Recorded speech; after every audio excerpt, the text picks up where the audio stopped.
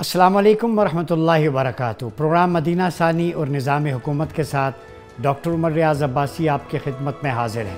ناظرین کرام، اسرائیل پر حماس کے میزائل حملوں کے بعد غزہ شہر پر اسرائیلی فوج کے تباہ کن حملوں کو روکنے کے لیے مشرق وسطیٰ اور بین الاقوامی سطح پر سفارتی کوششیں جاری ہی تھی کہ اسرائیل نے شام کے دارالحکومت دمشق میں ایرانی سفارت خانے پر میزائل حملہ کر کے معاملے کو اور بھی گھمبیر بنا دیا۔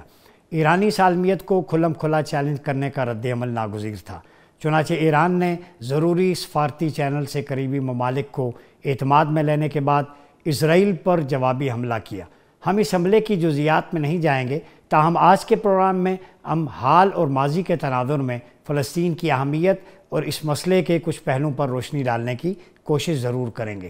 سب سے پہلے یہ عرض کرتا چلوں کہ خطہ فلسطین دراصل قدیم ریاست یروشلم تینوں بڑے آسمانی مذاہب یعنی اسلام، یہودیت اور مسیحیت کے لیے کئی پہلوؤں سے اہم تھی، اب بھی ہے اور قیامت تک اس کی یہ اہمیت برقرار رہے گی۔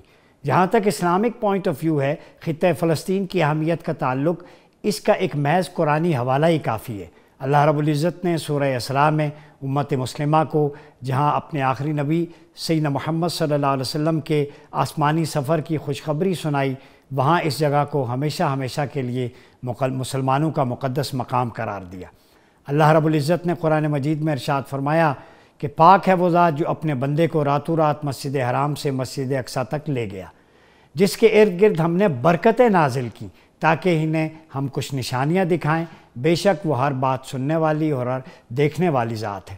لیکن مسجد اقصیٰ کی اہمیت یہیں سے شروع نہیں ہوتی، بلکہ اسے شروع دن سے ہی مسلمانوں کا قبلہ اول قرار دیا گیا تھا، اور اللہ تعالیٰ کا حکم آنے سے پہلے ہی اس جانب رخ کر کے سرکار دو عالم صلی اللہ علیہ وسلم اور آپ کے صحابہ نے نماز ادا کی۔ سفر معراج اور آج کا موضوع یہ تفصیل نہیں ہے، لیکن ہم مسئلہ فلسطین کے حوالے سے سنن ابن ماجہ کی روایت کے مطابق حضرت ابو ذر غفاری رضی اللہ تعالیٰ عنہ فرماتے ہیں کہ میں نے پوچھا اللہ کے رسول، روئے زمین پر سب سے پہلے کون سی مسجد بنائی؟ آپ نے فرمایا مسجد حرام۔ میں نے پھر پوچھا کون سی؟ پھر فرمایا مسجد اقصیٰ۔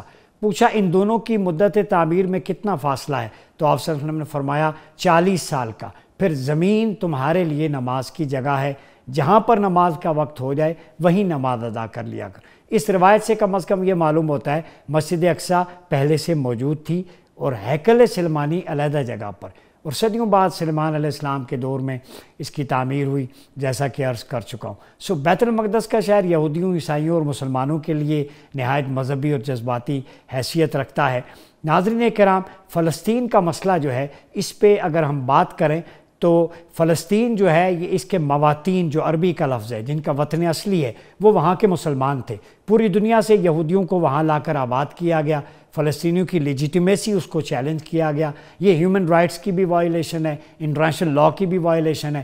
پھر جو گریٹسٹ پلان آف زیونسٹ اسرائیل ہے، جس پہ ہنری کسنجر نے نیو ورلڈ آرڈر کتاب لکھی، گلوبلائز اسلام اولیویر رائے نے لکھی، بہت ساری تھیوریز، دیپا کمار نے مسلمز آر کمنگ لکھی۔ تو یہ ایک پلان ہے کہ پورے مشرق وسطیٰ کو اسرائیل کیپچر کرے، ایک بڑی ریاست قائم کرے اور ایک دجالی نیٹ ورک قائم ہو۔ اب اس صورتحال میں عرب ممالک بھی وہاں پہ موجود ہیں، اور احادیث کی پریڈکشن بھی میں اس ڈیٹیل میں نہیں جاتا۔ کتاب الفتن میں یہ ساری علامتیں آپ صلی اللہ علیہ وسلم نے 1400 سال پہلے بیان کی تھی۔